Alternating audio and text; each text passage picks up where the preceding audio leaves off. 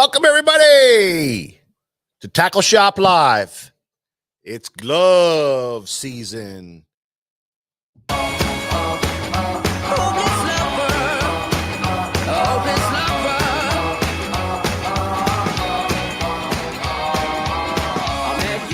Sunny day, right there you took my breath away. Young and pretty, was it just a dream? The next day you called me up, you told me I'm your little buttercup. You came over and you fell into my What's up? What's up?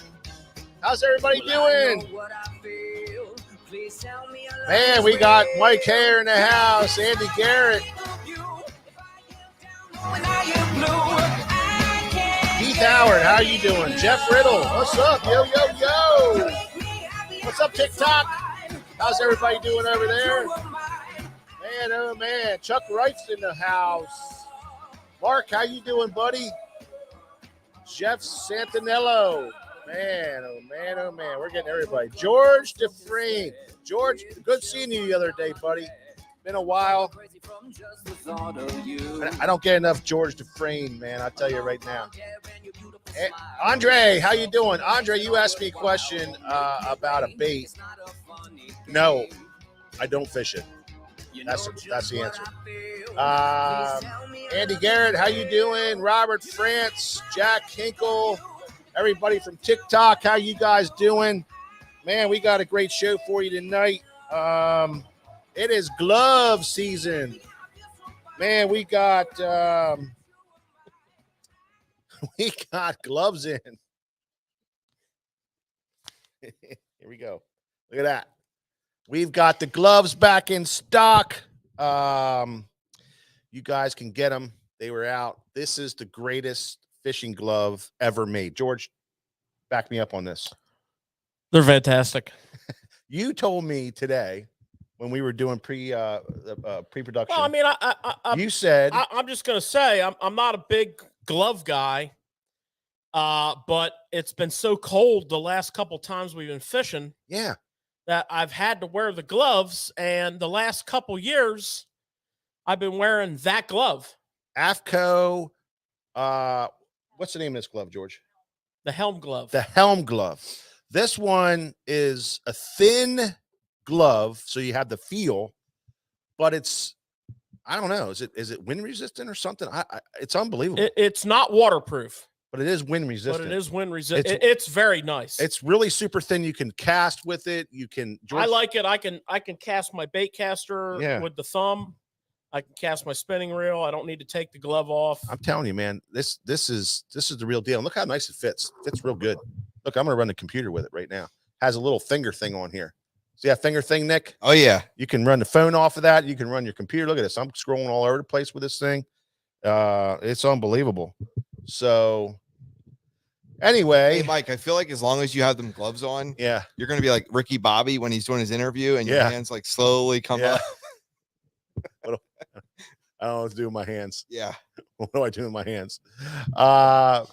Nick Kosh meter. I'm gonna say that. Hi from snowy Minnesota. Boy, oh boy, oh boy. I am so glad that you have all the snow and we don't. I'm sorry, bro. We got the rain here, Nick. We were right on the. I mean, we have some of the finest weather forecasters in the industry in our zone. Yeah, and they nailed it again. No, we didn't get anything that they said we were going to get, but we had the rain. Yeah. I'm happy for their miss. Yeah. Galen Heathcote from Winchester. How you doing, buddy? You were the first guy to sign on today, and I wanted to make sure I said hi to you. And also Scott Luckhoff, who's always on this program. How you doing, Scott? He was up here a couple weeks ago dropping his boat off, wasn't he? Scott? Galen. Oh, Doc. Yeah, Doc, right. I don't know if Doc was up here. Yeah, he was. That's right. He was up here. But I wanted to say hi to Doc because he was the first one to sign on. I don't know. Jason Basta. Holy smoke, Jason. You did it again. 20-pound bag on Conowingo. Wins the last tournament of the year on the Conowingo pool with a 20-pound capper for an already great year that you had. Congratulations, buddy. Bam. That is absolutely awesome. David Schottlemeyer, how you doing, David? John Warwick, how you doing? Mike Barr, how are you, buddy? David Freeman, how you doing, David? Man, I tell you, we got a great show for you. I can't take it. You said to do the show, the whole show with the gloves on. Can't do it. They're too warm. I'm dying over here. What's the name of them gloves again, Mike? They are the AFCO Helm gloves. Those gloves, they make another one called the Hydronaut. And that is your snowy running down the lake in the morning when your hands are going to be freezing. The Hydronaut is an insulated glove. It's a thicker glove. You can put them on right over top of these. You can put them on right over top of that, and it's a good for running around. And it has a little squeegee thing on there to clean your glasses I'm going to tell off. you right now. I'm going to give you or your grass. You can do your grass with it. I'm going to give you the inside setup on these gloves. I like to go with the bigger extra large. Yeah. And then I wear my Sims sun gloves underneath them. Oh. Saying. It works great. That's triple layer when you have the Hydronauts on. I don't wear the Hydronauts. Oh, okay. Well, I don't drive the boat in the winter, so my hands are always in my pocket. That's true. That's true. Let me give you a boss move for wintertime fishing. Let somebody else drive the boat. I usually sit on the floor facing backwards. Yeah. Well, welcome everybody from over here at TikTok. Nice to have you guys stopping in and checking out the show. This is our third week with going live with TikTok. So if you guys have any questions, make sure you ask away. This is our 2022 question and answer show where we're going to get into questions from you guys and we're going to answer them the best we can. So make sure you start firing some questions off, get them going, whatever. We'll answer whatever. Don't make them too crazy. Don't go that way with it, but keep it kind of civil and we will answer your questions the best way we know how. And some of them are going to be answered correctly and some may not be, but we are going to do this. It was a really popular show last year and we did it about the same time of the year. So it's going to be great to do it again with everybody here. I got some announcements coming up here. Last couple of weeks, we've been doing some specials during the weekend, getting ready for Christmas, the Christmas excitement, the sales, all that kind of stuff. And this weekend, we have another batch ready to go. And online Saturday and Sunday this week, big sale.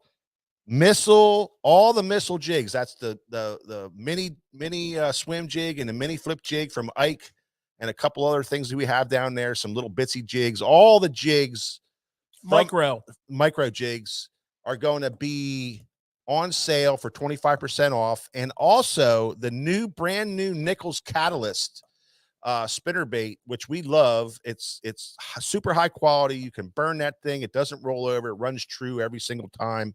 It's a great company and a great spinnerbait. They came out with the new Catalyst, which features the gold, the 24 karat gold frame and the silver frame with some awesome colors to back it up. And their blades are the best blades out there. They use quality blades. They use great flash on those blades. I mean, it's unbelievable. So it's really a great opportunity for you guys to stock up on those products. Take advantage of the 25% off. Even if you're local, jump on there and do it. But for your local guys, okay, anybody local here on TikTok or listening here on our live from Facebook and YouTube, that would be a 4-state radius. That's considered local. Yeah, absolutely. We have guys all the time come from Maryland, Delaware, New Jersey, Virginia, West Virginia. You get guys coming in from Pittsburgh, which is 4 hours away. That would be Pennsylvania. They'll make the run. And a few New Yorkers will stop down for these special events and, make a day trip of it. But anyway, in the shop here, we have what we're going to call Daiwa Days. Daiwa Days, not even Daiwa Days, huh? It would be like Daiwa Day. Daiwa Day. Daiwa Day. Special pricing on all Daiwa here in the shop. We're not allowed to tell you exactly what it's going to be. I'm just telling you it's going to be worthwhile you guys coming down here to the store and checking out the Daiwa because it's going to be a really great deal. And we have a lot of Daiwa, not just rods and reels, although we have one of the largest Daiwa rod and reel selections that you're going to find anywhere. We carry multiple lineups from them, starting at $34.99, well, $19.99, but really $34.99 on up through to some of their higher end stuff. But going along with that, we also are going to offer the Evergreen lineup. Also is going to be a great special deal going on with those, because Daiwa distributes that in the United States. So anything Daiwa that Daiwa touches, we got some Yamamoto, Daiwa, shaky worms and different types of worms and that kind of stuff. Yeah, getting close, bro. Well, I mean, I take the night off. Yeah, you're getting close. You want to cut me out of the frame? I got a good football game tonight. Well, you were muscling in on my action here. But come in, stop in, and here's the deal. We're going to give away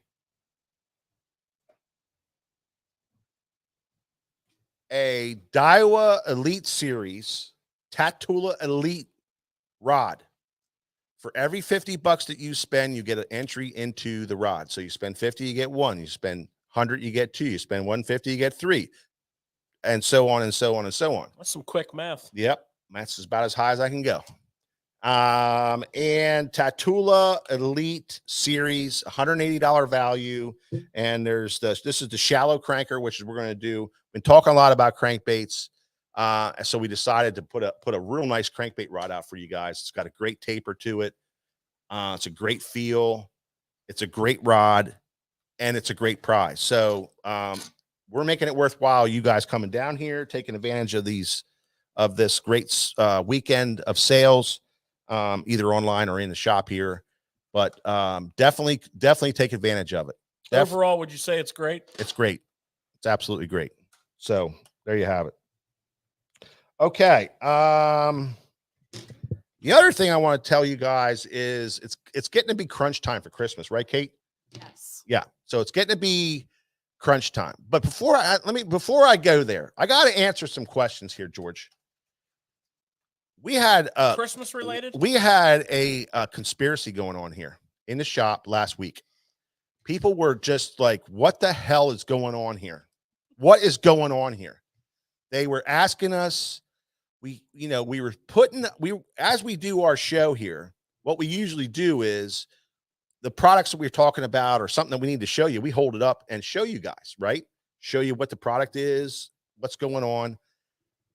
Well, we had some black fingernails involved here. Some really painted up, long black fingernails painted up, holding up some of these baits, especially for our TikTok viewers.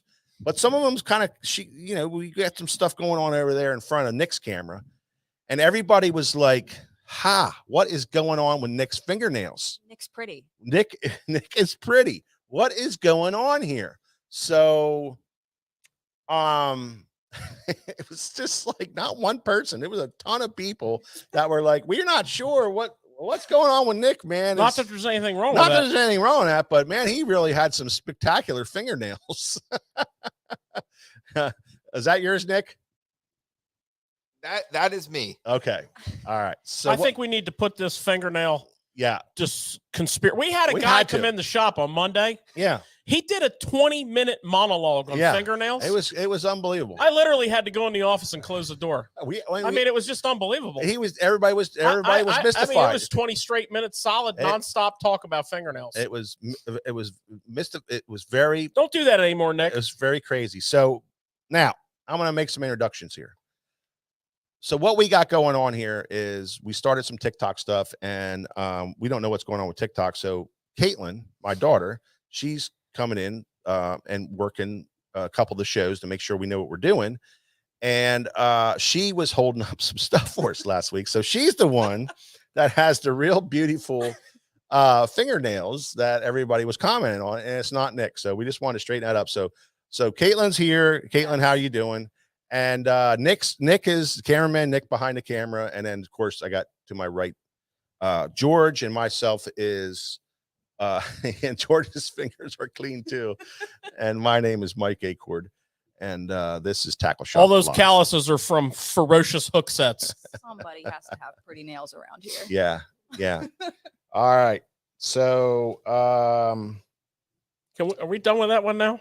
no, the one thing, yeah, that we're done with the fingernails. We're Thank done you, with the 7 fingernails. pound, 8 ounce baby Jesus. But to get back to what I was talking about, George, this is definitely getting crunch time for Christmas gift giving. I'm getting ready to do my shopping any day now. Yeah. So, I usually hit the Rudders on the 24th. one of the things that becomes super Power popular, shop. one of the things that becomes super popular here at Susquehanna Fishing Tackle and sfttackle.com is our gift certificate option. Now, people say, that's so impersonal. It's just a last minute thing. No. For any other situation, like I wouldn't go out and get my wife a gift certificate for, a jewelry store. I'd buy her a piece of jewelry. But for fishermen and fisher women, that, we, as fisher people, we are very particular. We are absolutely nuts about what we do. We're nuts about what we like to use. And this is a great opportunity. If somebody gives me a gift card to a fish and tackle store, I'm so happy with that. That is so cool. It's mad money in your pocket. You got that $50 in your pocket. You can walk into the tackle shop and you're not just spending $50 now. Now you're spending $100. You know what I'm saying?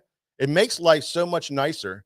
And you can come in and now all of a sudden there's rods and reels in play instead of just a lure or two. Now you got some stuff in play. I think it's great. It's mad money. It's people.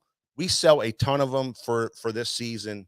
And when people come in during our first couple shows of the year, we burn a lot of them up because those people bring them and they just can't keep them in their pocket. They love it. They come in, they buy with them, and it just gives them that extra little bit. And it's extremely awesome gift.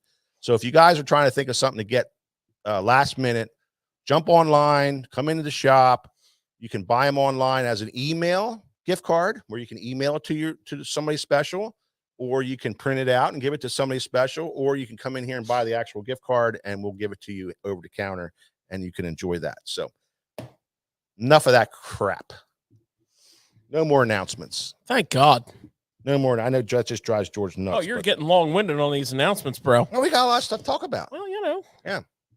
So as I said earlier, this is our series of question and answer. In our show, we always have a whole kind of vibe going on. And before we really jump into the question and answers, we want to do a little segment that we call Tackle Talk.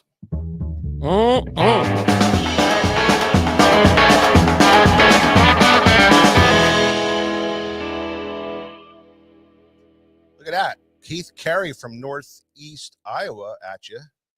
Snowing and blowing there. Snowing and blowing. Snowing and blowing. Not good at all. That whole middle U.S. is getting Terrible. a little taste of winter. It's horrible.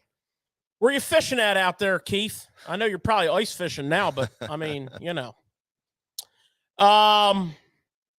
Yeah, Tackle Talk. I got something in. So what I got something in this week. Yeah. Or was it last week?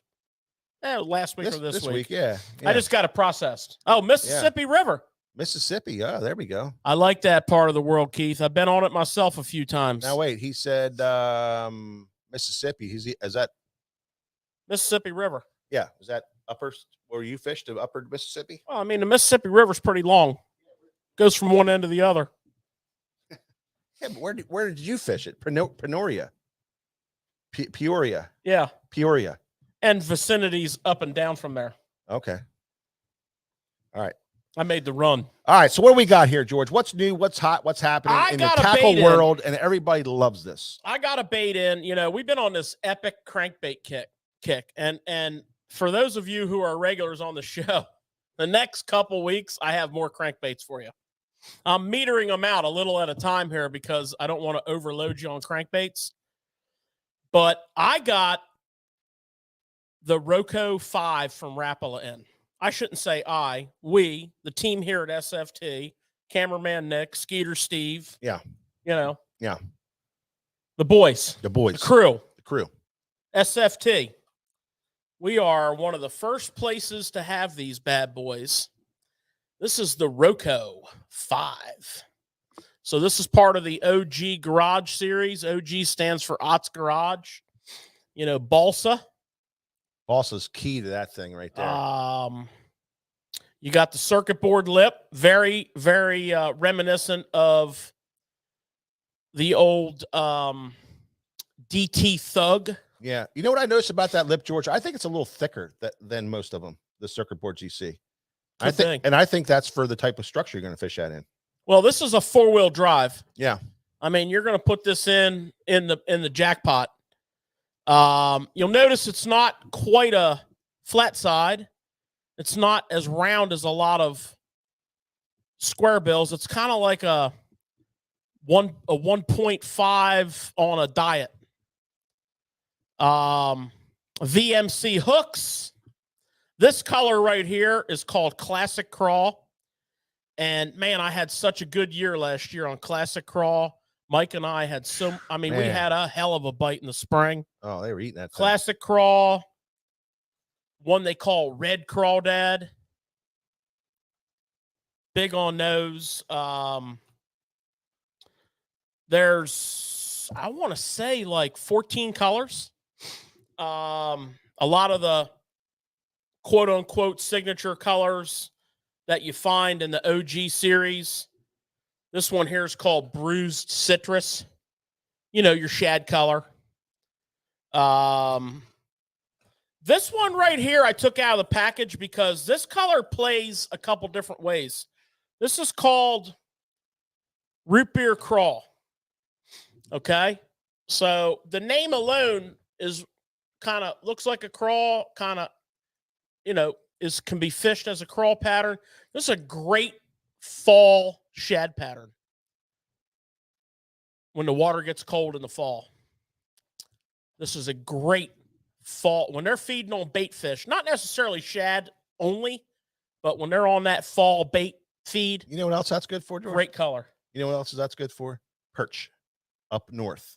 Oh, it's a perch jamming son of a gun. Yeah, this is one of those colors. This color is kind of a spinoff of like a root beer, that came on the scene 10, 12 years ago. Yeah, it's good stuff. Yeah. So the OG Roco 5. Yeah, everything OG Balsa has came out with was has been a big hit here, but it's fish catching. Started out with the OG Slim 6, and then it went to the smaller size 1, and now 4.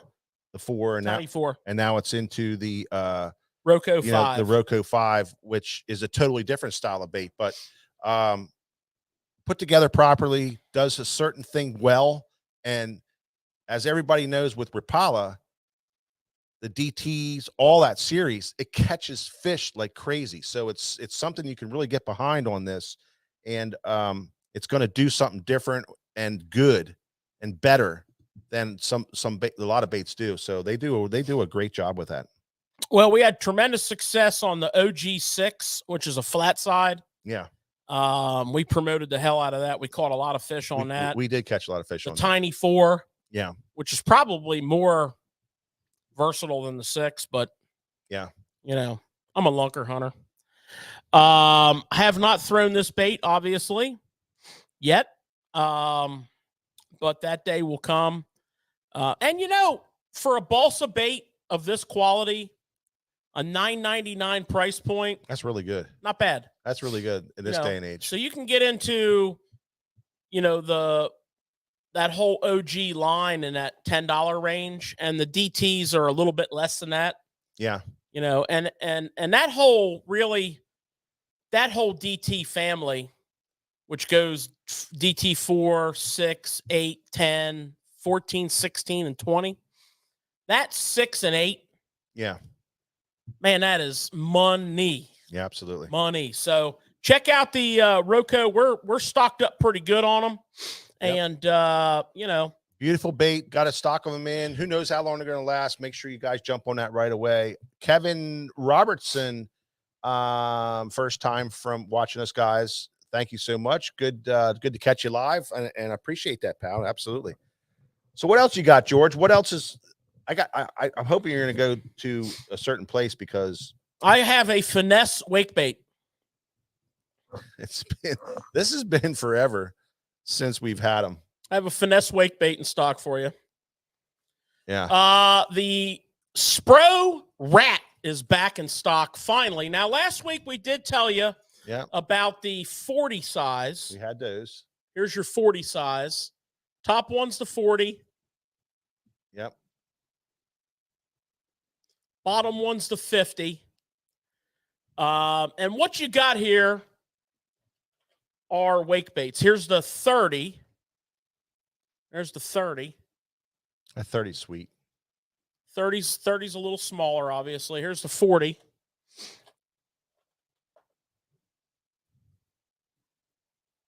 $40 and the 30. Sure you have a 40 there? And then this is the 25. Yeah, there you go. Yep. Yep. Beautiful. So 4 sizes. The 25 is pretty small. I'm thinking, more of a stream bait. Mhm. A lot of people who are not familiar with wake baits kind of look at this 50 right here and are like intimidated by it. So what I'm going to do is a couple things. First of all, okay, there's more of the profile of the body. If any of you throw a Heddon Super Spook, the Super Spook, Yeah. and you take your Super Spook and you lay it down next to this 50, they're almost identical in size.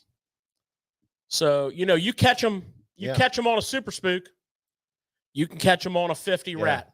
Yeah. This is a killer wake bait. This is all phases of the spawn, springtime.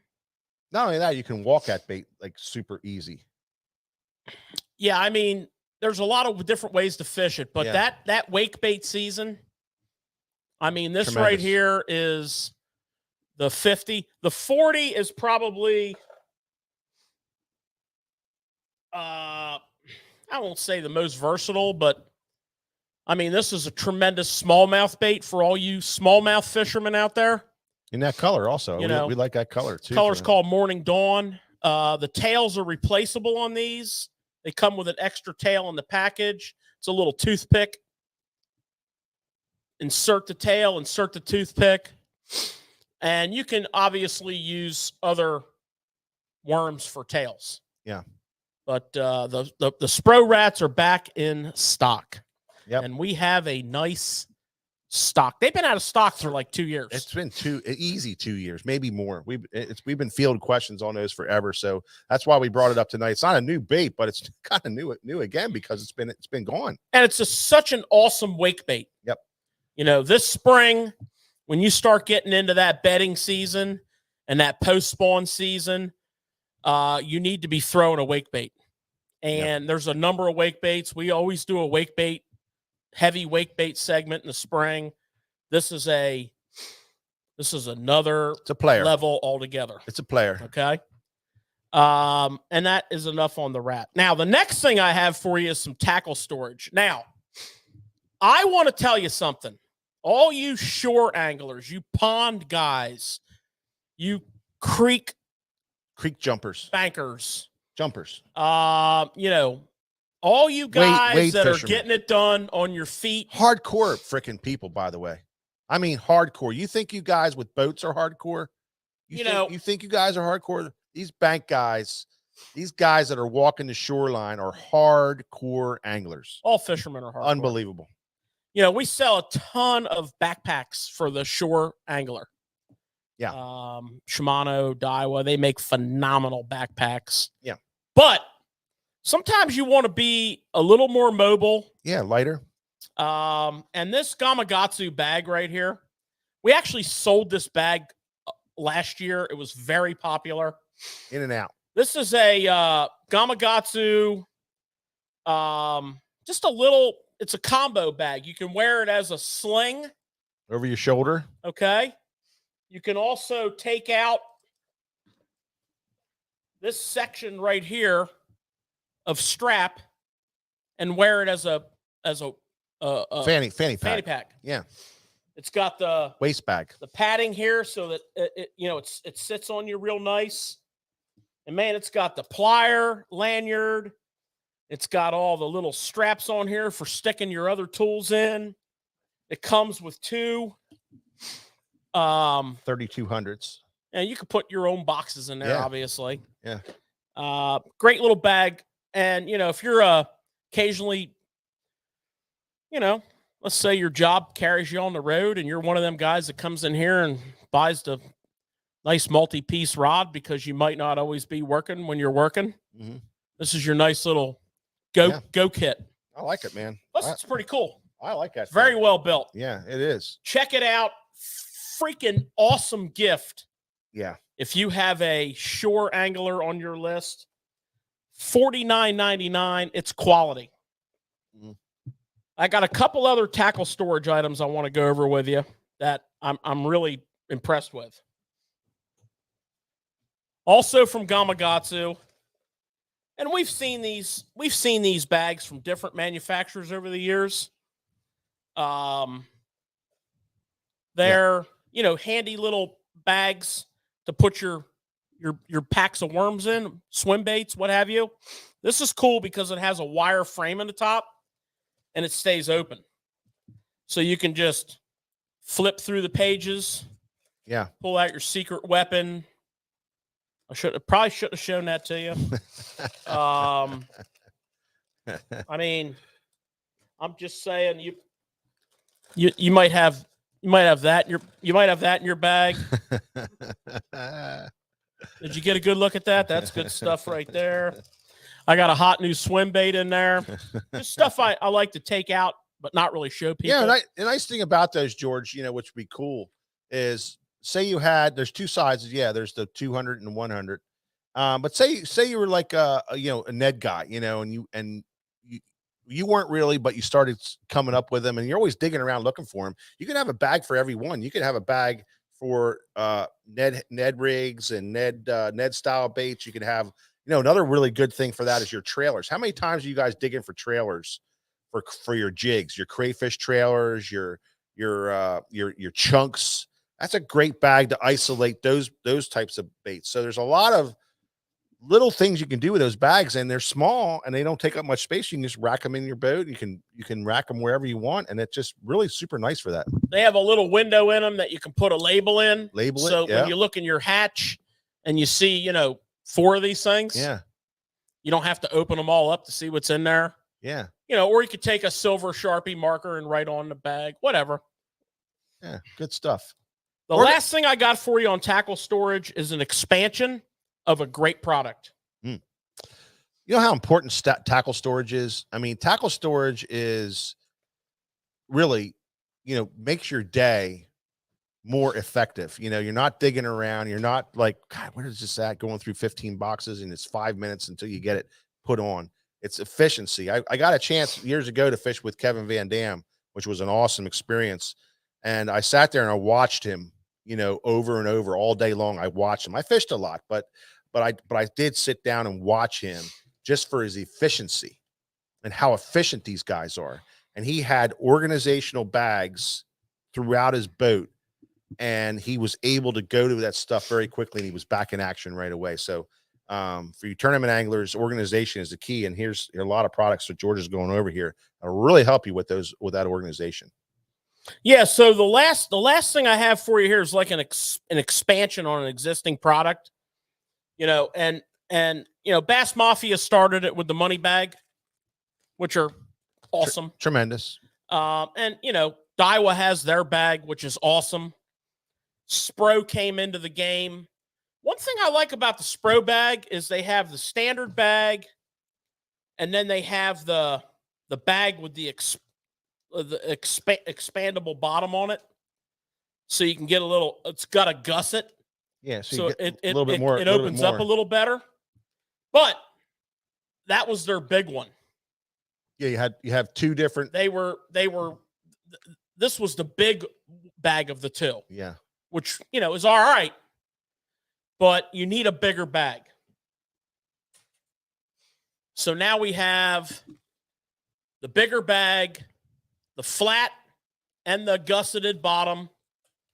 And these things are reinforced. That's like meshing in there. Yeah, it's crazy. titanium mesh. Titanium?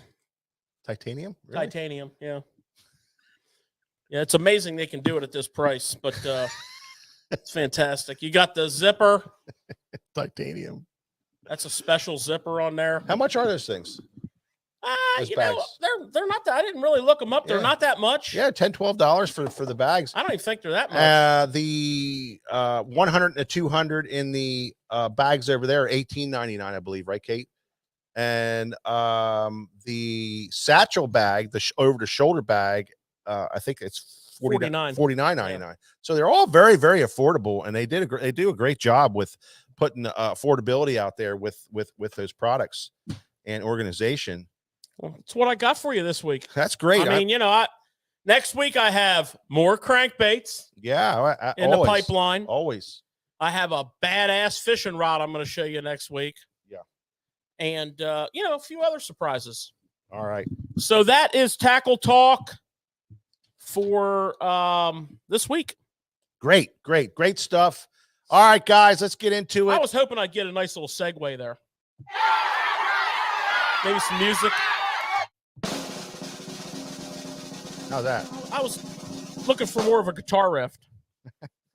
There you go, guys. There's your Tackle Talk section, and custom recorded. And what we're going to do is we're going to move right on to the topic of the night, which is question and answers. So start firing your questions off, and we're going to have a great little segment here. Yeah, see, I would have liked that. That would have worked for me. I don't get that. Okay, make sure you start piling your questions in here. I got a couple to start us off with, which came in earlier in the day on a post that Caitlin put out earlier for us. I want to screen these. And the first question that we have is jig fishing.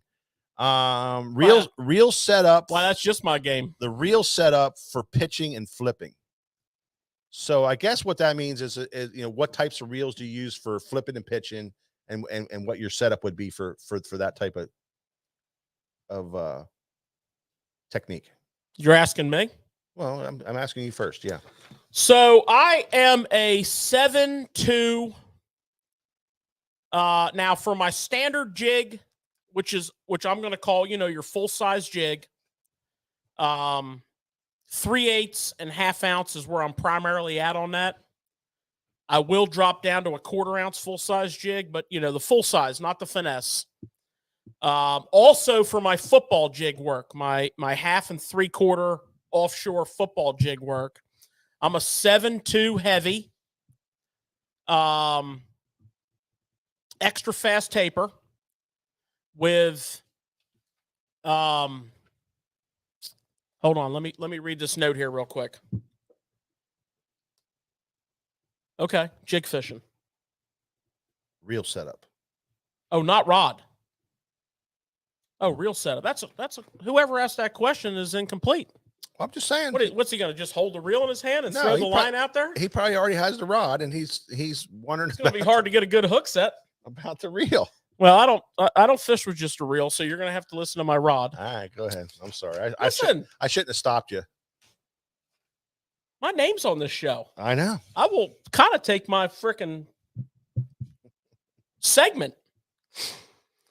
As I was saying. You go, boy. 7.2 heavy for my full size jig. And I am going to be a high speed reel. This is where I'm a big believer in 8.5 to 1. Burn that motor. My personal taste run to the Shimano line. I do own some good Daiwa reels, but I when I'm buying them, I'm buying Shimano. That's my favorite. I fish a lot of Bantam. Fish a lot of Metanium, 8 to 5, and I put them on 7.2 heavy rods. Now when I'm pitching a finesse jig, which would be 5/16 to 3/8, 1/4 to 3/8, compact finesse jig, I go to 15 fluorocarbon, same reel, but I go to a medium heavy rod. And I have a couple favorite rods that I always have on deck for those jigs. I'm real passionate about the 7.2 NRX, the medium heavy and the heavy. And that is, I Beautiful. think, you can put your favorite rod in that, and your favorite brand or reel, but that is what I think is the perfect setup. That's awesome. I would concur. Yeah. I would concur with that. I have nothing to add to that, by the way. Nothing. I got 0.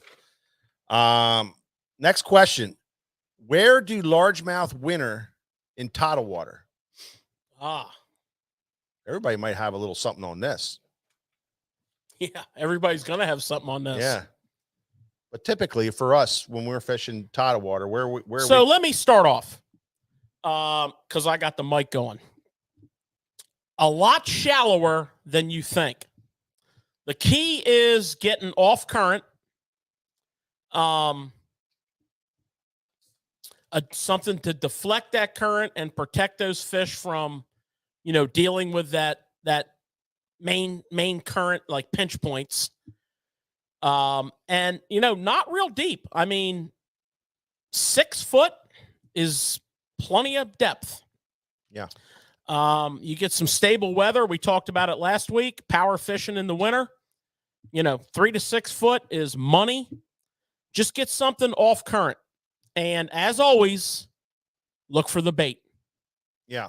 You find the bait, you find the bass. I definitely agree with a lot of that. But, typically also you're going to want to check out your again, the marinas. And the reason why marinas work really well is because they have a lot of current break areas, and they usually have a little bit of depth also, 8, 9, 10 foot of water. And you can also fish those. Now, the key to fishing and finding a good marina is the structure in which the marina has in it. You'll find different types of rock in marinas that'll hold fish better. Certain pylons, that are maybe busted off and have a cluster of them down underneath the water. So, look for a marina that, has different types of structure that you can work and, fish the marina. So that would be another really good tidal water type of thing. How about the dolphins in the marinas? The dolphins are really good. Yeah. Yeah. Tremendous. You know what the dolphins are, right? Yeah. Okay, good. Just checking. There's things they tie boats up to. And big stuff. Clusters. Yeah.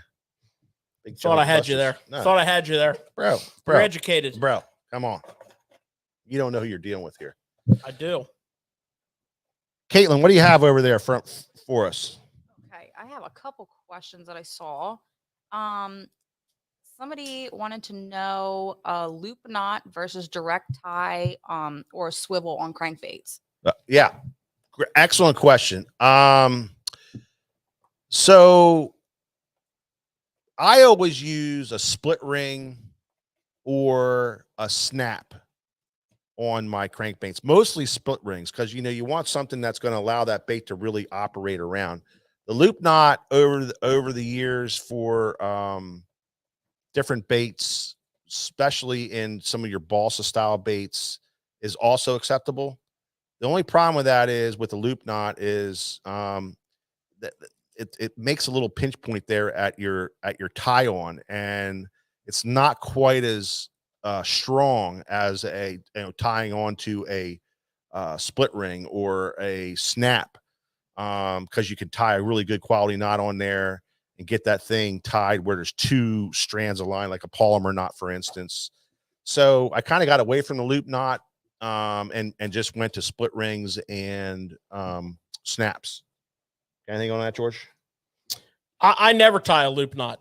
I don't tie a loop knot on any lure I fish with. I'm a split ring guy.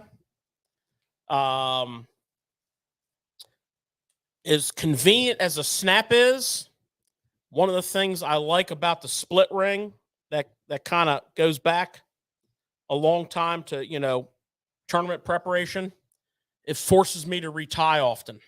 Mm-hmm. If I want to change my bait, I got to retie my line, and I probably need to retie that line. Yeah. Now, I have fished with, one of our friends of the show, one of our good buddies, Pete Gluzik, a couple times, and Pete is a snap guy. Yeah, I like a So, snap. He actually takes the split rings off of his baits and fishes a snap. Yeah. And he, I think the snap is a good thing. I think the split ring is a good thing. And I can see on certain top water baits where the loop knot is a good thing. But personally, Yeah. I'm not a loop knot guy. Yeah. And I have gone through the loop knot phase. Oh yeah, we definitely have. But really with these the newness of some of these knots. Now, when I say new, I'm talking 15 years. So we've all been fishing. George and I have been fishing for 30 years, but or 40 years. Keep going. Yeah, or whatever. So back then they didn't have Half a century over here, dog. You did some other things, and then all of a sudden somebody came out with a polymer knot, and when that polymer knot hit, it's so strong that you almost have to go to the split ring for that. So yeah, that's our answer on that one. Hopefully that'll clear some stuff up for you guys when it comes to tying on crankbaits. What else you got, Kate? Can you make a jackhammer weedless? That was a question I saw. Yeah, man, I tell you, Absolutely. That's a great question. That's really a great question because Depends how handy you are. you got to realize something. Bladed jigs, when you go through wood, are horrible. Nick, you agree? I agree 100%. You can't get those things through a freaking stick. Yeah, you get hooked up every time. It always falls over, and you constantly get hung up. And the infatuation we have with jackhammers and the confidence we have in it, how important this bait is. They don't make the jackhammer with any kind of weedless setup. I mean, you can do it, but it's labor, and it takes a little bit of Ingenuity. craftiness. You simply drill a hole in the head of the jackhammer and glue in a fiber weed guard. Yeah. Um, Yeah. Now I literally don't know anyone who does that, yeah. but that's because most people like me probably don't take the time to do that. Yeah. Now, there is a really good chatterbait that they make that's called the Cross Eye, Right. which is in the David Walker series that is weedless. Yeah. And that's something I know you and I carry in our box Yeah. when we get into that shallow wood You have to. around You have to. some of those shorelines that we fish in that Yeah. one lake that we fish. Yeah. And it's just the thing about that, George, is a lot of your chatterbaits just don't, all your bladed jigs don't go through that stuff well. they go through it a little bit. I But mean, let's not just condemn them to No, but they don't go through it well. open water fishing. They don't go. I'm not saying that. I'm saying they don't go through it well. So I understand that question and why it was risen. So there is some things you could do, like George said. It might be a little labor intensive, or just go to the Cross Eye, the David Walker Cross Eye series, and that has the 2 weed guards coming out of it. It's beautiful bait, runs well. We catch fish on it, and that might be an easier fix for you. Caitlin. I have a real easy one for you for all the new listeners. Yeah. How long have you guys been in business?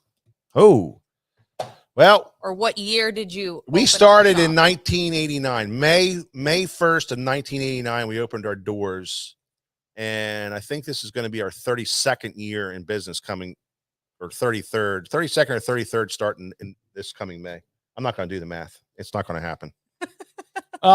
Go back into our shows. There was a show that we did earlier this year that was a customer request.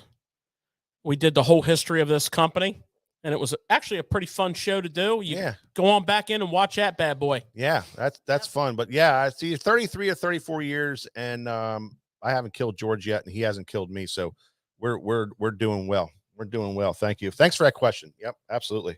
What about rigging for the G-Crack bellows gill? Like rigging it how? How would you rig it? What was it? That was their question. Well, I mean, I wasn't going to go down this path. I mean, we might have saw something in your bag. Yeah. But I'm just saying. Now you have to go there, George. Now you have to go there. I don't often flip a bellows gill, but when I do. So this is a absolutely deadly grass bait, particularly in the spring around the spawn, pitching clumps. Early summer after the spawn, when the bluegill move into the bass beds, you know, and you're still got that clumpy grass, it's not really a punching bait, but anytime you have that clumpy grass in that all phases of the spawn into the bluegill spawn, and then once you get through that part of the year, you're going to have so much confidence in this bait that you're going to be flipping it all the time. And there's guys that catch them all through the summer on it. You know, it's a great flipping bait. So this is a 3.8 size. And you'll notice it's very flat. I'll show you the side profile. Okay. You rig this bait. And it smells. I'm getting hungry because it smells like Fritos. You rig this bait on the flat side. So what you're going to do is you're going to take a wide gap hook. You know, it's going to be a EWG style or something in that range. You know, there's so many different versions of the EWG. You can also use a straight shank flipping hook. Okay, those are going to be your two styles of hook. And you're going to Texas rig it. If you can see through that rib section, this bait has a standard solid body. So one of the things, because you're talking about that, George, is, you know, it looks really bulky, but because of these very large ribs, you know, there's really the solid piece, like George is trying to show you, can't really see it on there, is very small diameter. So what you're going to do is with the wide gap is you're going to come through that solid body, and that wide gap hook is going to be inserted into a couple of those fins laying on the back. So it's going to, like most wide gaps that lay on the back of your bait, this is actually not going to be tucked into the solid body. It's going to be tucked into a couple fins, but down low. Okay. And peg your bullet weight and pitch it and flip it like any other bait that you I would want to fish. I would call for, on a 3.8, I would call for a 4.0 extra wide gap superline hook, or, you know, your wider gap style hooks, or even a straight shank 4.0. Yeah, so your straight shank, I'm going to go a little smaller hook on the 3.8 than Mike. I'm going to fish a 3.0 straight shank and a 3.0 superline. Yeah. But the straight shank is going to be hooked traditional Texas rig into the solid body part. Yeah. Okay. This is a very effective bait. You got to be careful, because, like, if you go to Trocar straight shanks, they're shorter shanks, so maybe even a 5.0 on that would give you that bite you want for flipping, you know, in the flipping situation. Great and that's a great bait on a Tokyo rig too. Yeah. There you go. I know that works. You might have done that once or twice, Nick. Well, that's what was killing it down in Florida. They were using a Tokyo rig. Oh, were they really? Yeah. Okay. There you go. Great bait. All right. Perfect. Great bait. That whole company, that's a Japanese company that, I mean, their products, some of their products are funky, but their products are fantastic, and they have a crazy scent to them. Yeah, this will answer Robert like Stanford's. You know, it's kind of like they call it like an amino acid type scent. You know, an amino type scent. But, you know, it smells like Fritos. Honest to God, when it first came in, we were like fighting over this thing. Like, what the hell is that smell? And it's heavily salted. I mean, the quality of the baits are exceptional. Yeah. And I encourage you to try out their product line. George, quick question. Did you taste them? I have not. I have not. Maybe in the heat of battle, they make a bait called a yam stick. Yeah. Which is like a stickworm, Senko style bait.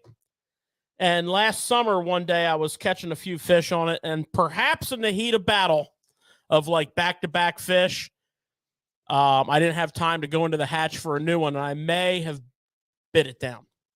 Okay, here's another question from St. Crest, one of our longtime listeners. If George and Mike could only have one jig and one trailer, what would they both choose?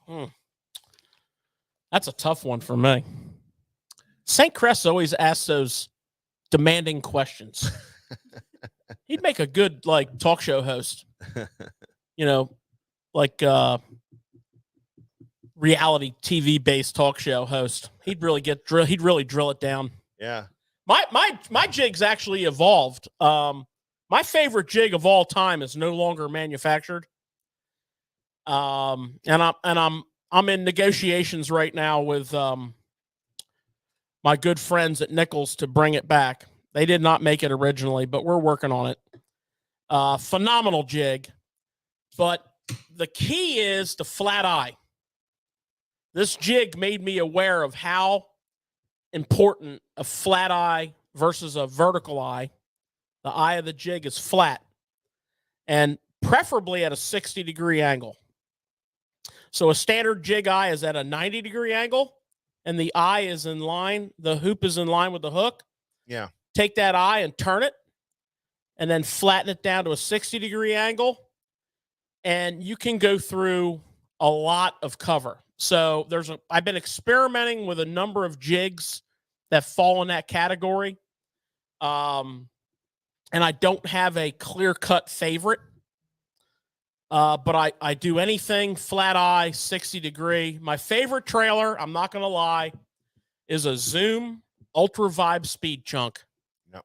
I fished that thing obsessively. Yep. I can thread it through the chunk body and shorten it up. Yep. I can punch it like an old pork chunk. Yep. And get a bigger profile. I'll fish it on a finesse jig. I'll fish it on a flipping jig. It's my number one favorite, but you know, because we live in America, and I don't have to just have one chunk trailer. I do have my favorites, but I carry very many other ones that I fish in different circumstances. Great question. Well, if I had fun answering it. Yeah, if I had to choose one, I mean, I think I'm on dirty jigs now, you know, as my jig. I just, you know, it's a big line for us here and the colors are fantastic and they make great hooks too. Yeah, great hooks in them. The heads are right. I mean, the skirts are done right. And they make one, I can't think of the name of it right now, but it's the green pumpkin and a little bit of brown in it. What do they call that? The ultimate. I think it's actually called the go-to. The go-to or the ultimate crawl. Go-to. That it's green pumpkin and it has that dirty dark green pumpkin in it. Like you guys know from Kitech, they have the dirty dark. So it's a green pumpkin with that dirty dark mixed in. And then I'm a big Ultra Vibe Speed Chunk guy. I mean, well, you learn from the best. You know, George. You know, George turned me on that years ago. I've caught tons of fish on it. I've used it as a swim jig trailer. I've used it for everything. But if I had to go flipping, if it wasn't a black and blue one, it would be that green pumpkin one on a black and blue jig. Yeah. Or the go-to. Well, no, I don't like the black. I know you like the black and blue with the green pumpkin trailer. I don't. I like the black and blue with the black and blue chunk, and I like the green pumpkin go-to with the green pumpkin chunk. That's just me. If I may, my black and blue is black with blue metal flake. So if you take those strands with the black with a lot of blue metal flake in the strand, I very rarely use a blue accent. Yeah. And, you know, I was thinking about St. Cress's question. Mike said dirty jigs, which I've been fishing a lot of theirs. If I had to stop today and go buy a year's supply of hook, you answer. I'm not jumping in on that. You can't answer. You're done. I'm going to fish the Brandon Cobb green fish tackle jig, which I've been fishing a lot for the last 2 years. So right away you have to come back. I've been searching, man. In your mind. I'm on a vision, a quest. Now you know what I deal with. That's how long it takes them to make decisions. Okay. Good thing I have about 900 of my other ones. Yeah, that's right. What about Nick? Cameraman Nick has a jig opinion. I do have a jig opinion, and I've caught so many. Hey, let me guess. Jig. The Kitech. Oh, you're kidding me. Casting jig. What? With you are lying. No. With let me guess the trailer. Go ahead. Oh my God, I'm seeing a purple package. I'm seeing a Super Trooper. No, I'm not going with that one. Oh my God. I'm going with the Riot Baits Tantrum. What? I like that. Really? But I do like that one too. The one that you're talking about. That setup is dynamite. Now it's not a flipping setup, Yeah. of course, but it Yeah. gets the job You done. catch fish on it. Always. You Yeah. shocked me on that jig choice. Go to. Well, I had to throw you for a loop. Shocking there. on the jig choice. Yeah, have you ever used another branded jig in your whole entire life? Oh, yeah. Adult life? Well, yeah, because for a flipping jig, I like the Hack Attack, and I like Fluorocarbon or straight up no. I'm Hack going. Attack? I'm going The fluorocarbon. Godzilla jig. Oh, the fluorocarbon jig. Yeah, the fluorocarbon. He makes a fluorocarbon version and he makes the I like Godzilla the version. fluorocarbon. Okay. And then I'm going with a Rage Crawl as the trailer. I always like the Rage. The Rage. A good Crawl. trailer. Yeah. It's a good trailer. Nice setup, bro. All right, Kate, what else you got? Well, we're heading into winter. Yeah. Heading Our into winter. Have you been soft- outside lately? I know it's miserable. Are soft plastics okay to be kept in an unheated garage, or does that compromise them at all? Ah, you're good to go. Yeah, you can keep them anywhere. They're not gonna break down at all. They'll be fine for you. And You're good to go. whatever Nothing kinda- to worry about. whatever kind of storage you have is going to be great. Now, I will tell you something. Now, if you live in Alaska, I had a freaky thing happen to us, and somebody brought it up again the other day. We were fishing Z-Man TRDs in black, and also in yoga pants. and yoga pants, and then the other one was the Deal, and we were fishing along. We were catching fish. I mean, it was really good fishing, and the water temperature was 38 degrees, and it was cold out. It was freezing ass cold, and I got this bite, and I set the hook, and I'm reeling this fish in, and all of a sudden, boom, it comes off, and I'm like, what the heck's going on here? I'm not kidding you, man. I reel this bait up, right, Nick? You know, a TRD is this big. You know, a TRD is this big, and all of a sudden, this TRD comes back, and it's like 3 times the size, and we're like, what the heck is going on here, man? And it stayed like that. I mean, it was straight out. Yep. And we were like, what the heck's going on? And then and so we changed the bait, and we were fishing, and then boom, I catch another one, and I'm reeling this thing in, and it comes off. The fish comes off. I'm like, what the hell's going on? And this thing, freaking bait stretched out like this, and it stayed like that. So we had a we have situation. theories on it. We don't know if it's just the yoga pants color. Yeah, because we were fishing. We were fishing the Deal at the same That wasn't time, happening. and it wasn't And happening. we had another guy in the shop. He He said come- the same thing, and he said, "You know what I was doing? Every time I'd lose one and it stretched the yoga pants, I'd take my scissors and cut it off and just keep on fishing." It was crazy. Now so, that's some ingenuity right there. so I don't I'm know if just it saying. was the cold for whoever asked that question. I don't know if it was the actual cold, but I tend to think it was, and I tend to think it was maybe something in the makeup of the yoga pants, maybe that black color or whatever. I don't know. It was freaky. It was freaky. I thought it was just me. When that guy came in and told me that story, I was laughing my butt off. It was pretty hysterical. What else you got, Kate? Do you use a live scope in the middle of the Susky? damn straight. I don't leave home without it. Well, the live scope thing for George and I, we evolved. Are we over a year into it? Yeah, we're over a year into it, and it took us a while to learn it. Yeah. We went cold turkey, did it all on our own. I got some help from a group on Facebook called Garmin Live Scope. I joined that group and read 8 trillion comments, studied videos, went out there and just started pushing buttons. Have a pretty solid electronics background. So, I mean, it's not very hard to interpret what you're looking at. It's not super hard to get dialed in. The biggest thing that I can tell you that we learned is have that bad boy installed properly. Have a ton of power going to your box. And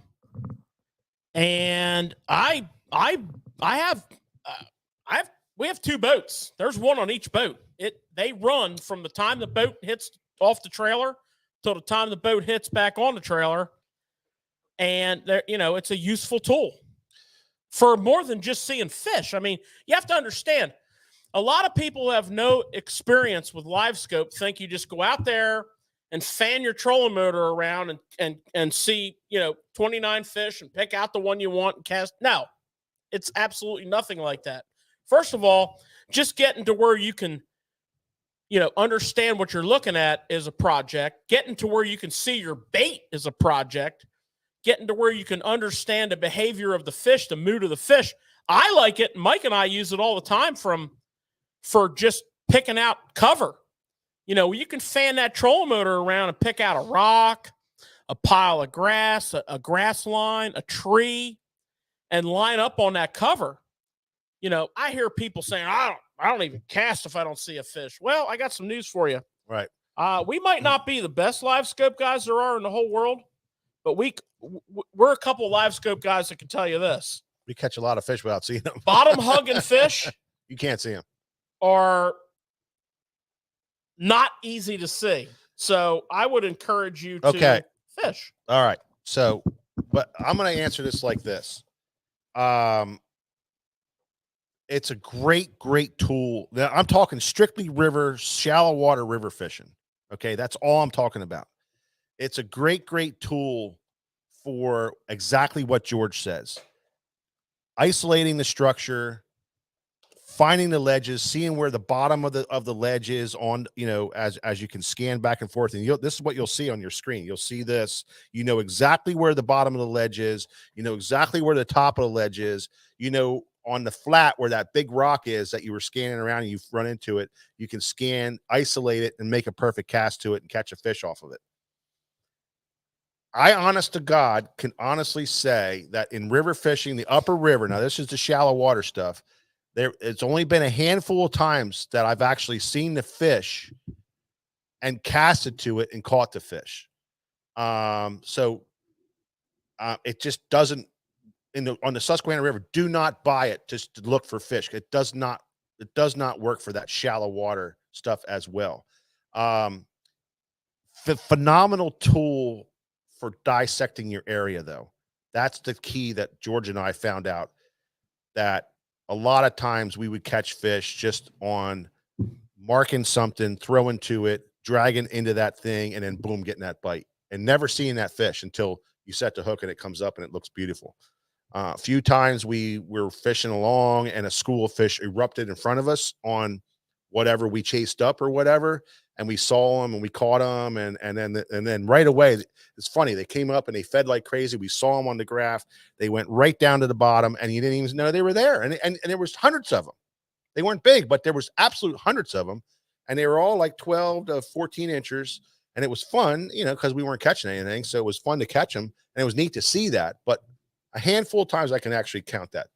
Yeah, I think people in general put way too much yes and no on electronics. Yeah. It's not that. It doesn't work like that. Electronics are not cut and dried. Mike's experience varies from like my experience. I'm on the trolling motor. I'm staring at that graph constantly, and I'm seeing bait. I'm seeing fish.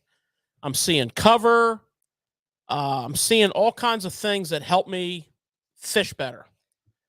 If you're not, you don't see a lot of fish on the upper river, though. Certain areas I do, yeah. If you're not minded that way, stay away. Yeah. But George, I wanted to add something you said in the beginning of your answer was how important it is to set it up properly. Oh, yeah. And you and I agree 100% with this. What is the battery of choice for you, for your setup? I run on my Skeeter, I run a 31 AGM. And on my jet boat, Mike and I run 31 lead acid. Now I'm going to do some experimenting on the jet boat. I do have in my possession a pile of 12 volt, 10 amp lithiums. And I'm going to stack 3 of them in my rod locker on my jet boat. And I'm going to experiment with direct wiring my stuff right to them. Well, yeah. Well, you fish with a guy. You fish with a guy that does that. Black box only, not graph. The graph's going to stay powered up to the 31. And the black, yeah, I have a friend of mine. He does it, and it works great. uh, You get 6 hours out of it, and then He you have to gets switch. he gets like 6 hours out of a battery, and he just unplugs them and plugs into a fresh one. I wasn't going to do it, but I have these batteries. I got them from a rep of a battery company, and I'm going to give it a shot. If nothing more than just to see what, what kind of power I get. And it's so Yeah. interesting that we talk about that though, because people invest in this live scope. It doesn't work as good as it can without the proper power. Yeah, I mean, powers everything. Yeah. There's a company that came out with a wire harness. It's called the C Clear harness, and that guy, is making a living off of powering these graphs up the proper way, bypassing boxes, bypassing fuse box areas, and making direct power right to your units, and doing it right. And that's how important it is. This guy's got a business of just direct power from batteries to units, and that's how important he thinks it is. well, there's a number of companies that have taken his concept and copied it. Just about every one of these high-tech sonar installation people have their own harness now. Hell, Phoenix Boats comes wired now with their own harness. Yeah. Plug and play. It's important. It's So, very it's very important. We talk way too much about forward facing on this show, and it's because it's such a hot topic and very few people have experience with it. Well, plus we were learning it. We were learning it at the Keep in time. mind, these graphs do a lot more than just forward facing. The graph that Mike and I run on both of our boats is the 10-inch Ultra from Garmin. The mapping is Exceptional. unbelievable. The side imaging. The side imaging looks Crazy. fake. Crazy.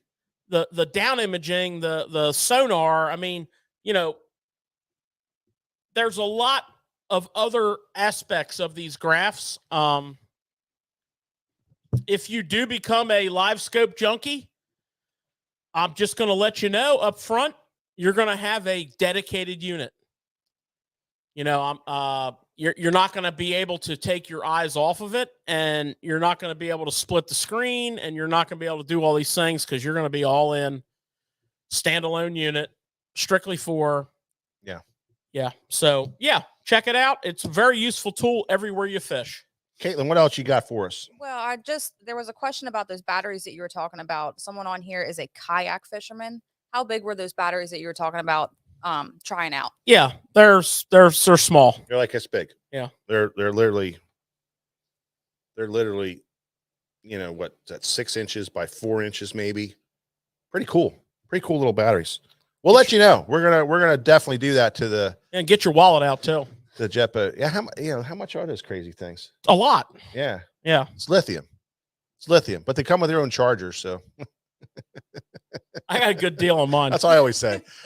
How much are they? Well, they're this, but they come with their own charger. I like to do a whole show on batteries. Yeah. You know how fired up I get. What's up next? I got a question real quick. Yes. When is a good time to throw big baits like flutter spoons and glide baits? Well, that's opposite end of the spectrum right there. Yeah, we're switching it up. Flutter spoons are deep. Glide baits are shallow. That was the question. So I mean, you're same time of the year, I don't know. but two completely different stages of the water column. What was that when the guy that used to fish megabass was fishing a Bassmaster Classic? He pulled up in that dock, whips out That was a frickin- classic. That was What was his name? Zal Dangerous. Zal Dangerous. He pulls up on this freaking dock. He flips this 8-inch spoon in there and catches like a 5-pounder on his first cast on a dock. So it's pretty crazy how exceptional these things are. The flutter spoon is primarily a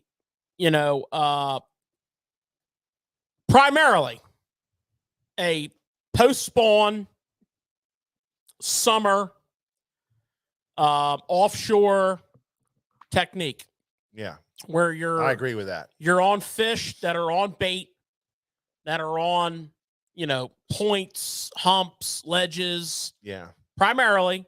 Okay, we're not pigeonholing this thing exactly into that, but that's where it shines. yeah, And you're casting in amongst your arsenal, which may be deep crank, which may be Carolina rig, which may be football jig, which may be drop shot rig. Amongst your arsenal, you're casting a flutter spoon, especially if the fish are on big shad. If they're on little bitty shad, leave your flutter spoon at home. Yeah. But if they're on big bait, a glide bait is the exact opposite of that. A glide bait is, you can see the glide bait as you're reeling it in. So a glide bait excels, absolutely excels during the spawning season, the immediate post spawn, and it excels in the fall. However, as we're seeing with small swim bait specialists, you can become a swim bait specialist and throw a glide bait yeah, every day of your life. yeah, And it has a calling power. Yeah. Right. So great question, but two completely different times of the year per se. That glide is going to excel during that spawn season. It's going to excel in that late fall when those water temperatures are getting into the 50s and those fish are eating those big gizzards and what have you. Yes, it works in the summer. Didn't say it didn't. yeah, The yeah. One, flutter when you're in works the glide bait, in the post spawn. well, the glide Summer bait, pattern. the glide bait is a clear water technique. It's not a great, off-colored, stained, stained probably, but not off-colored, where it's a visible thing. So you got to have that visibility. But there's guys like George said, there's when the times of years shines, but there's guys fishing these things in middle of summer over top of 25 foot of water, calling up fish in crystal clear bodies of water like Lake Ontario and Thousand Islands for big giant smallmouth. And then some of these mountain reservoirs where you're fishing out over 25, 30 foot of water, 40 foot of water with suspended fish and calling them up on the right conditions. So, but it is a visible thing, and it's flutter spoon is really super cool because I want to interrupt you. I think that glide bait is way, way more suited for those fish that live shallow. yeah, I agree with you for the majority of the fishing, but if you have schooling fish and they are suspended with the bait, it will absolutely smoke them over top of. I don't care what the depth is, but that's a specialized situation. But it's a great bait for that when you're dealing with some schooling fish. We have some mountain reservoirs that are super clear, but my big thing is the clear water bait. You can call fish up out of 25 feet of water, no problem with a glide bait. And people are doing this. They're doing it all the time. But it excels when George is talking about, but these are other times when you want to throw it because these guys are throwing these damn baits all year long. They're fishing right now, They're not afraid. They're not scared. They're throwing fishing glides right now. They're not fishing flutter spoons. They're not scared. So flutter spoons, schooling fish, getting down deep. Absolutely. What you got, Kate? So this is for the bank fishermen. Yeah. Is there a way, if you were fishing somewhere new, how would you decide where you were going to fish? Do you use Google Maps and put it on like the landscape views? Google Earth. Yeah. Yeah. Well, I mean, I looked into this because I just recently moved. Well, it's been 2 years, but I moved down to these areas where, and it wasn't that far away from where I lived, but it was bodies of water, which I don't even fish that much. I didn't know about them. So what I did was I went on Google Earth just to see the layout of the creeks and access points. See, it's all about access for you guys, and us and me. My problem was I didn't want to fish where it was easy access because that's where everybody fishes. I wanted to get to some of the off-beaten trails and got to fish that were maybe untouched or only touched by people that were floating through. So I used Google Earth and I used that type of technology to see where maybe a road comes in close to it that I can hike back, maybe get some permission from a farmer, maybe get some permission from a house landowner or something where I can go back to it. Very, very, very critical. Now, as far as the water itself, I found that on most bodies of water, no matter where you get into it at, there's going to be still pool, riffle, head of the pool, still pool, tail end of the pool, riffle, and you're going to find that within a mile or two of where you get into it. So I always find that on a lot of these creeks and rivers that we fish, you can catch fish in all these areas. There's fish scattered throughout. So it's not so much where I have to get to this spot and fish this spot. It's not like some of the bigger bodies of water, like the Susquehanna, where you have just dead areas, big giant dead areas. It's like a big river down small. So within that mile, you're going to get somewhere that the fish are going to be stacked up at for a certain time of the year. So Do you have a trick for finding deeper holes for winter fishing? no, I mean, Just gotta go and figure it I out. really don't have a trick for that because even with Google Earth, you don't see that. So you have to kind of go to that area. But I'm telling you this right now, if you take the time to go to areas that are a little bit trickier to get to, a little bit more of a hike to get to, beat through the path, ask somebody to get to it, and get to those areas where people can't access easily, you're going to have a lot more success. And I'm telling you, within a mile or so of that area, if you're willing to do it, you're going to find a deep pocket in that area that's going to hold fish for the winter. And that's almost a guarantee. I mean, that's almost a guarantee on most bodies of water. You're going to find within a mile or so of where you can get back into that you're going to find a wintering area. And if you're fishing a stream or a bigger creek, a small river, outside bends are deeper, and you can see the shallow riffle lines, and between them is deeper. yeah, So, you can kind of narrow it down. Like I have a shallow here. I have a shallow here. It's obviously deeper here. I have an outside bend that's going to be deeper. You can narrow it down that way. yeah, Well, and also too, like if you're fishing a lake that happens to have a paper map, like you guys have here, yeah. You you can see it use that. Take that with you, walk with you, exactly. and find those areas. Yeah, if you're not fishing a stream or a river or something like that where you're walking in, you can definitely have topographical maps of your lake and like Nick said, follow that, and you'll see where the channels come close to the bank. Right, Nick? Yeah, and actually, I'm glad we kind of brought that up because I had a question for you guys. I know it's not on the thing. George and Mike, how has the technology and mapping that we have with our graphs, that is phenomenal, affected what you do with your paper maps or things like that? Do you still use them or not? Yeah. Well, it's a good question because somebody here just asked what chip was good for the Chesapeake Bay.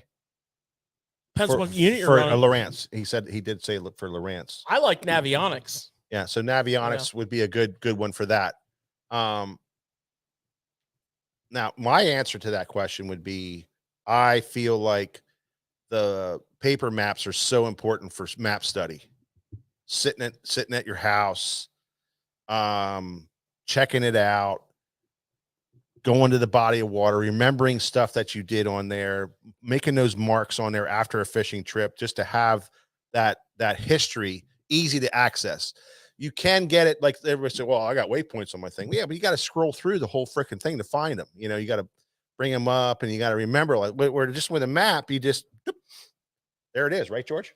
Yeah, I mean, I think it has a lot to do with the individual person's style. Like I like a paper map when I'm, especially on a body of water I don't fish all the time.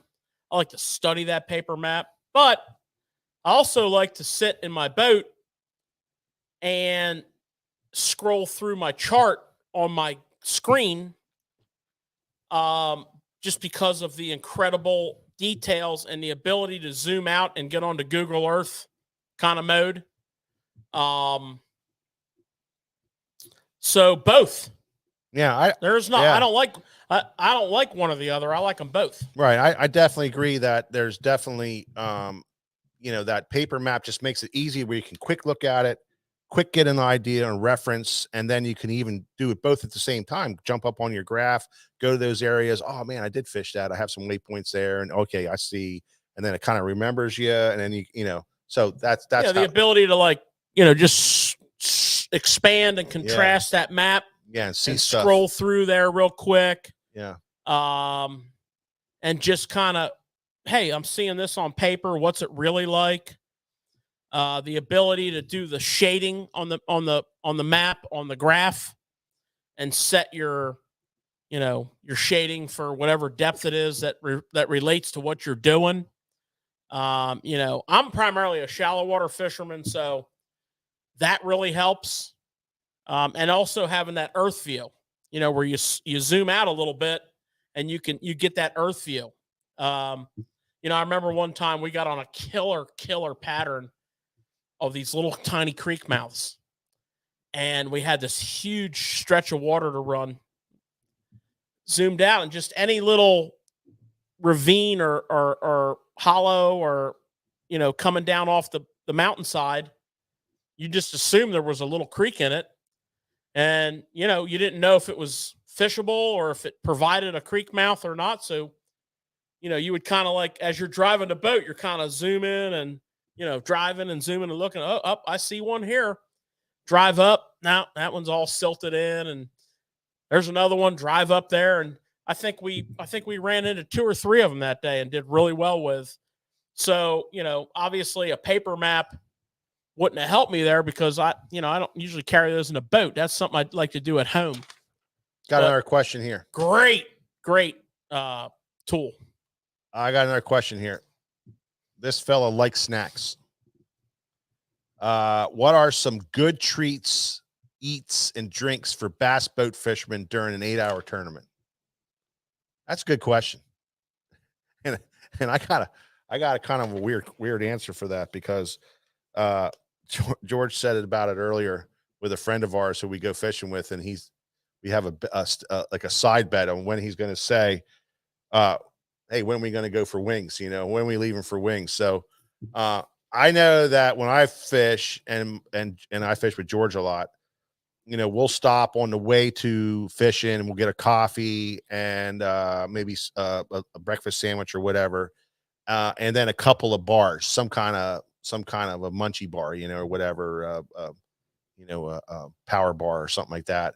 And then we basically grab 4 or 5 waters each, and we go fishing, and we'll fish for 8 to 9 hours, with that breakfast sandwich. But halfway through the day, we start talking about, where are we going to go on the way home? Where are we stopping for on the way home? Because we don't really take the time to pack a nice lunch or bring a nice lunch with us, because we know what we're going to do. So we just get enough in our system to keep us energized and motivated. And then that couple of hits throughout the day.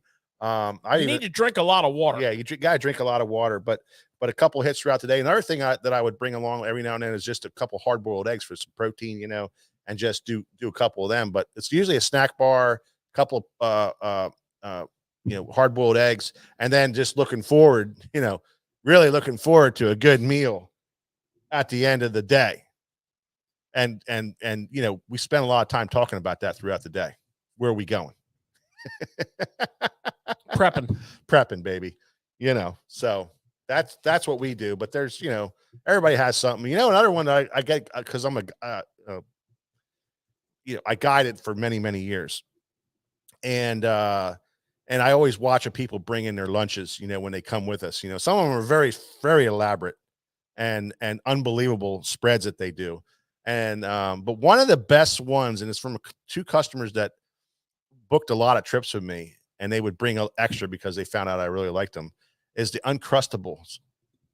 It's one of the greatest snacks out on the boat that you can possibly have. They're unbelievable. Well, You you can get can it. freeze them, and they're not frozen by the time. No, right. Exactly. You're exactly right. And you can get the grape, and you can get the strawberry.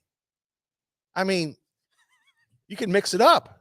The little things in life. Very good stuff. Isn't that? Hey, are bananas allowed in your boat? No bananas. I have no problems with bananas. I think that's a bunch of BS. I usually have 2 of those like I think they're called Kind bars. I usually have two of them tucked in the boat, about 6 waters, and I'm good to go. I mean, you're getting just what you need. So we're getting all kinds of good stuff on here. We're getting beef jerky, creme brulee, Don Roeder. he's going to bring some creme brulee. I'll tell you right now. Nutter butter cook. May I say something? Yeah. He's not joking. He probably isn't joking. I will guarantee you he pulls out a propane torch Yeah, he probably and does. crust up some creme brulee on the boat. He might. There ain't no doubt in my mind. We fish with Corbin, and he always brings a bag of jerky. He's always chewing on jerky. Bill McDermott's partner brings pit beef. I mean, come on, I'm telling you, some of the customers I've taken out over the years, which is very interesting. The meals. I mean, I've had everything from crudité. Was that what it's called? Charcuterie boards. I've had, people that would bring these sandwiches that were like most unbelievable sandwiches you've ever seen. Fruit, all kinds of cut. Yeah, up that's fruit. a little different on a guide trip because a big part of like a guide trip for like two buddies going on a guide trip is having a big lunch. Well, I'm just saying, I mean, we've had them bring us some like gourmet crazy stuff, and it was just awesome. But wait a minute, you're saying guide trip. I remember one of you telling a story about a tournament where somebody laid out a picnic on the back of the back deck. Yeah. Well, George, don't let him fool you, because he was fishing a tournament, one of our club tournaments. That wasn't an important tournament. And him and his buddy, his partner that he was with, they were fishing. They caught him, right? And they were Larry Newell. Yeah, and they were like, What do you want to do for lunch, George? And they're like, I don't know. Why don't we order pizza? So they've been known to order pizzas out in the middle of the river, and tell a guy where to meet him, and then jet over, grab the pizza, sit there, eat their pizza, have a good old time, and then go back to tournament fishing. Pulling a Timmy Horton right there. Yeah, absolutely, and they've done it. I've seen them do it. I've seen them. But they caught them. They caught them early, and they were good to go. Early and often. All right, so that was great. What do you got there, Kate? Someone wanted to know if you fish crankbaits in winter. Absolutely. Water. And do you have a favorite? Only pick one. If I could pick one, it depends where you live, because winter water temperatures can range from the mid 30s to the high 40s. Well, in the 30s. Yeah. In this instance. Well, for my where we're at and 30-degree water temperature, it would be a bait that crawls real slow on the bottom, so like a Spro rock crawler. But I'm going to tell you this on crankbaits in the wintertime. If you're fishing 8 to 10 feet of water, then you fish a 12-foot diving bait, because you got to be grinding on the bottom for this fish. So you don't want a bait that floats way up real high and chases real high. So, you want to be close to the bottom and grinding the bottom. If you're fishing 15 foot of water, fish an 18 or 20-foot diving bait. You want to be close to the bottom. And that's what I'll say about that. And I like that slow wobble, storm, wigglewort, or that rock crawler type of bait, a bomber model A, 6A and 7A. I love those. Crawling them across the bottom. That would be, if I was going to throw a crankbait. It's not going to be my number one choice. In 30 something degree water. First of all, whoever asked that question, you need to go back into our archives about a year ago. It would be in mid-November, if I'm not mistaken, late November, and pull up our winter crankbait fishing show. Okay? Because we really nailed that one. And that very weekend after that show, we went out and we did a post on social media that was called Practice What You Preach. And we were catching big fish after big fish after big fish, cast after cast after cast. And they were all on crankbaits. And the water was 36 degrees. We held them up in front of the graph so you could see the temperature. And the key was the bait. When you get into 36, 37, 38 degree water, You need a very, very subtle bait. You cannot have a lot of wobble. You have to have a very tight, a bait that you can really not even really feel the wobble on that good. Of course, you know, the most famous is the Shad Rap. And there's others, but for me, the Rapala X-Rap Shad, not an X-Rap jerkbait, the X-Rap Shad, which is a suspending. It's a number 6 size. It looks like a X-Rap version of a Shad Rap. It's extremely tight wobble, very, very subtle. And I'll tell you what, when you get out of that water temperature, it's worthless. I don't even throw it once I get up in that upper 30s to low 40s water. 42-degree water and up, I don't even throw the bait. But man, does it ever excel in that 42 to 36 range. It excels. And if you get a little bit of dinge in the water, get the hot steel color. That was Joshua that asked that question. Joshua Weinbrenner. Weinbrenner. No. I didn't look. Joshua was in the shop today. He got himself a new rod and reel combo. Joshua, if you're still watching. Yes, it was. Was it? Yeah, absolutely. Well, that's a crankbait you should have got while you were buying your rod and reel. Great question, Joshua. And also thank you so much for stopping in.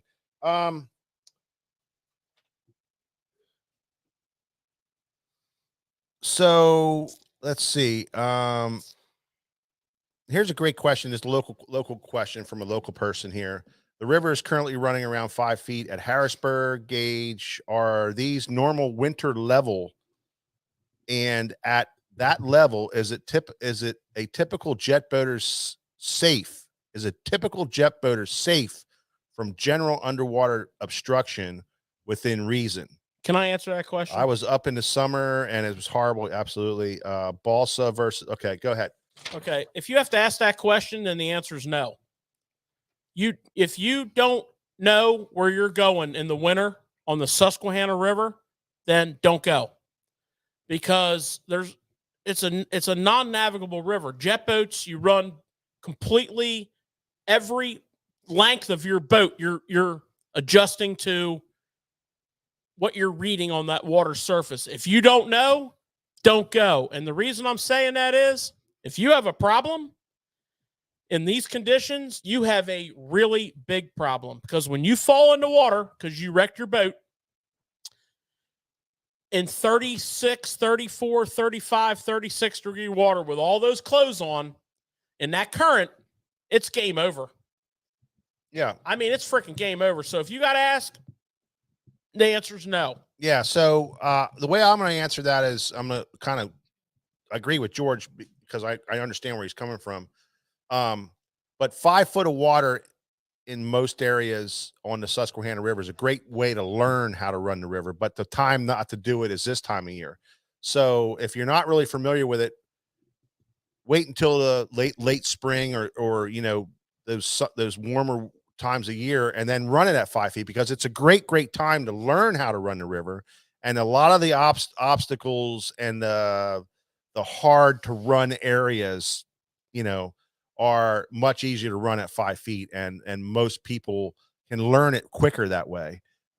So that's when I would do it. I would try to learn that first. But if you have a knowledge of it already, and like you said, you were there when it was really super low. But if you do have a knowledge of it, yeah, 5 foot's pretty easy to run the river. We don't want any major incidents in the winter. No, we've had a couple over. You don't. Our decades of being in business. Yep. There's been a couple that didn't come home. Go Gomez is in the house. I've been watching you all night. Go. I'm sorry I didn't say hi to you. How you doing, buddy? George Dufresne is protein bar while running from spot to spot in a Gatorade. Very smart. That's the way we operate, man. We move, we eat. When we stop, we're fishing, and we starve ourselves to death, and then we go eat a good meal. What do you got, Kate? Okay. A couple more questions here, and then we're gonna wrap it up. Yeah, can we talk reels? There was a couple questions about different reels. One person wanted to know, if you were buying a reel just for flipping, which one would you go? What would you look for if that was going to be solely the use for the reel? Flipping. That was the first question we answered. I'll tell you tonight. right now. So I guarantee you. I You know. want I know what I would say. 8.5 to gear ratio. You want a standard size reel, and that's it. Let me add to that. You want a lot of power and durability. And if I was buying one, I would buy the Bantam, Shimano Bantam. That thing is a absolute killer reel. That thing is so strong that you're never going to hurt it. You can flip till you're just blue in the face for years. You're not going to hurt that reel. You can get the 8-to-1 gear ratio for that type of fishing, and you will have a reel that you can crank on. You can set the hook as hard as you want, and you're not going to hurt it. It's a hardcore freaking reel, and it's nice and small. Fits in your hand nice. It's going to depend on your price range. I mean, No, that's one you got to buy, George. Bantam's phenomenal. I'm a Bantam Metanium guy. I said it earlier tonight. Listen, the Corrado, you don't even have to explain that one. The Tatula SV, I mean, these reels are proven, solid, long-term reels that'll give you a price range of $200 to $400, 8.5 to 1 gear ratio, and you will be very, very happy with that. And if you get a chance to rewind to the beginning of the show, we really broke that down real well. What's your favorite glide bait that we stock here in the store? Oh, that's easy. Mine is the Rivers to Sea. Rivers to Sea, not the big one, but the one right below it. I think it's a one. Not a 160. What's the small 120. 120. S-Waver. S-Waver. Great bait. And I like because it's for a person that doesn't throw a lot of them, it gets you into it. Reasonable price. It's reasonably priced, and it's a fish catcher. and it's built right, and it's a fish catching machine. It's straight up. They make a little one, I think, which is what, 90? Yeah, that's 95. It's a great smallmouth bait. Yeah, excellent smallmouth bait. So guys fishing smallmouth. Great bait. It's just a great bait. They have a whole size of them. They're the whole range of sizes. Yeah. 120, 168, 200. They're just awesome without breaking your bank. Oh, I can't believe you're not going to just mention that swim bait. Huh? It's killing me. What? It's killing me. What swim bait? Well, because we're All talking right. we're talking about glide baits. I got to get George. Hold off. I got to get George. It's killing me. This thing is so Breaking freaking crazy, and people that are swim bait nuts are going to freak out on this. And I see people are dropping off. Well, this is I not. guarantee you, the guys that dropped off are going to miss this. This is not a glide bait. Or no, but it's a swim bait. It's a swim bait type bait. It's a wake bait. It's a waker. It's a swim bait. It's a big. Packaging is just unbelievable. Yeah, isn't that something? Yeah, I admired it. it's for real. Nick, you got to get this package in here, man. So what we got here?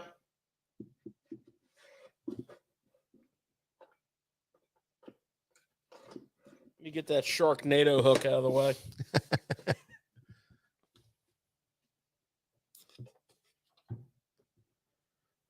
Ooh, son. Huh? Tactical Waker What? 210. What is this thing all about here? It's all about waking. Wakey, wakey.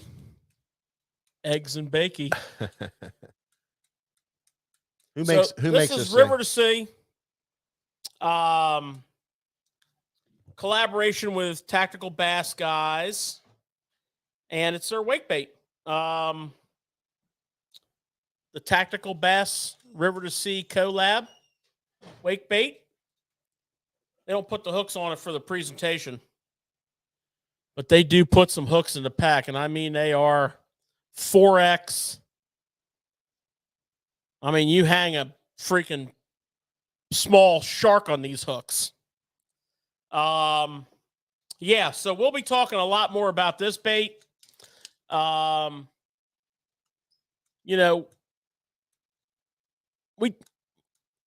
We carry a huge assortment of tackle here, and for people that are wanting to get into certain aspects of it. We're not necessarily going to go down these kind of paths right here. For people that are into it, that are in this is their kind of game. That's why this is $75 bait. So, you want to have a little, but we're going to go down. We're going to talk about this a little later on at a later date. Yeah, but that's just a little eye candy for you. I knew we had to talk about that just a little bit because we got it in today, and George and I were just like drooling. As a matter of fact, he said, "What's all that all over the thoughts? Is that drool?" And it was. We just came in from outside, and it was dripping off my hat. He thought I was drooling on it, but I could have really. I mean, this thing's just so sweet. Feels so good. The movement is so true. The bait's so awesome. That's why swim bait guys are what they are, because of quality like this. It's unreal. So we have them. We wanted to let you guys know before Christmas in case you want to get something. Yeah, we're gonna for somebody real. You got to call in or you got to stop in the shop to get them, because they're just not. We didn't know what we were going to get, so we couldn't get them on the website right away. So they're available. You can call here to shop, and you can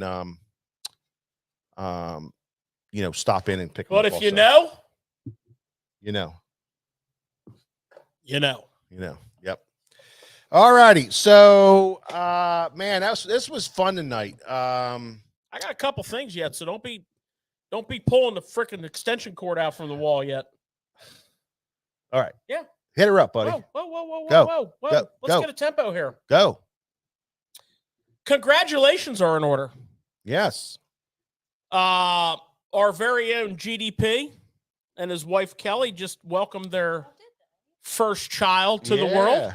Yeah.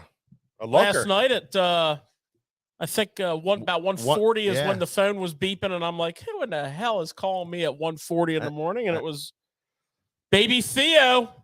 Baby Theo in the house. Baby Theo's in the house. So he's in the hospital right now. The rumor is he's got his jersey on, and he's harassing the nurses. But anyways, that's what's going on there. Congratulations, Congrats. GDP. Congratulations, bud. Yeah. Beautiful. Yep. And someone asked me to bring up what do you do in the dog days of winter when your day's not going right, you can't get bit, the weather, whatever, the fish are turned off. And what I do is I bust out the old hair jig, straight up, 1/8 ounce if I can get away with it. This is a VMC hair jig. Any brand is fine. I really like the hook in this one. The Kalen's hair jig is real nice. But what I've been doing here lately is tearing a black flatworm in half and putting it on as a trailer. Gives it a little more weight, a little more scent. And if I'm in a bad situation, no matter where I'm at, I can be,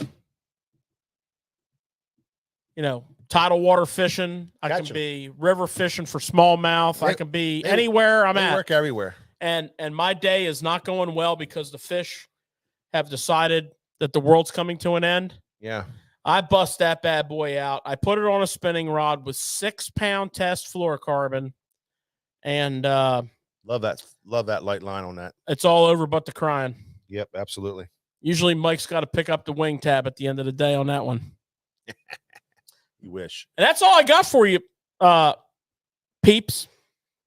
Yeah, so thank you. This was fun. It was fun. Thank you guys from TikTok for questions. Thank you guys from the Facebook and YouTube for your questions. Don't forget to come in for the sale on Saturday and get your name in, buy some stuff, get your name in for the rod. We're giving away a $180 Daiwa rod this weekend at Daiwa Day, which is on Saturday this weekend. And then, of course, for Saturday and Sunday, you guys can take advantage of the online sale, even if you're local. That's what's nice about it. You can take advantage of the missile jigs and the Nichols Catalyst spinner bait, 25% off on both of those. So, that's a great little deal for you. And if we can help you guys with any of your gifts or whatever, please please let us know. We will do what we can, and don't forget about the ever famous gift card that you can purchase. Next week, Is the Christmas show. and would it be fair to say that we may or may not go down the wormhole and talk a little bit about some wintertime jig fishing? Well, we could absolutely go there. You know, just We could a little bit. yeah. Just enough to whet the appetite. We're gonna wear our ugly sweaters next week, so you're gonna want to be in the Christmas spirit.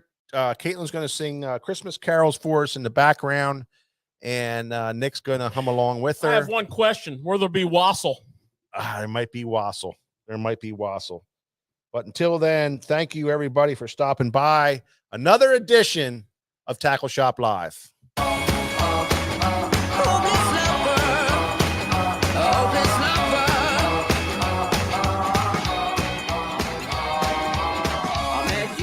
Sunny day, right there you took my breath away. Young and pretty, was it just a dream? The next day you called me up, you told me I'm your little buttercup. You came over and you fell into my arms. Well, I know what I feel. Please tell me your love is real. You make me smile when I think of you. If I am down low and I am blue, I can't get enough. You make me happy, I feel so fine. Oh, how I wish that you were mine. I can't get enough.